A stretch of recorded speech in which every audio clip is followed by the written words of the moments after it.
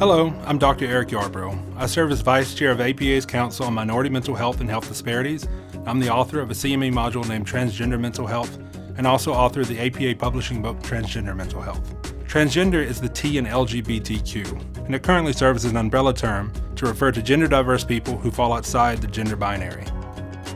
Most people are assigned a sex at birth, either male or female, but gender, which is largely cultural in origin, is more of a spectrum, with all people expressing and identifying different levels of maleness and femaleness. Gender expression can be defined as the external representation of gender in our appearance, and gender identity resides more in the mind and the way we see ourselves. Recent research shows that as many as 1 in every 150 persons are transgender in some form, so there's a good chance you'll work with transgender patients if you haven't already. Currently, there's conflicting research into understanding the genetic basis of transgender people, if there is one at all. But what we do know is that transgender people do well with gender-affirming interventions.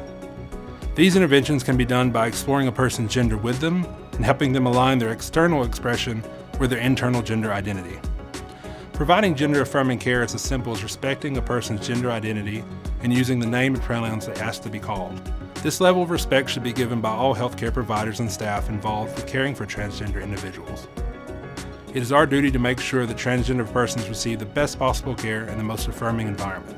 In the past few years, there's been a great deal of news coverage about harassment and discrimination towards transgender people who are simply expressing themselves in diverse ways. Over time, hearing negative views from multiple sources can lead to an internalization of these views, which can cause internalized transphobia. It is believed that this, as well as other factors, can contribute to the disproportionate rates of suicidal ideation, suicide attempts, and other psychiatric symptoms transgender people experience. Psychiatrists must work hard to undo the damage and provide psychoeducation and validation through gender-affirming care. If you'd like to learn more of how to work with transgender people and become a gender-affirming provider, please refer to the CME module, Transgender Mental Health, and the APA publishing book, Transgender Mental Health.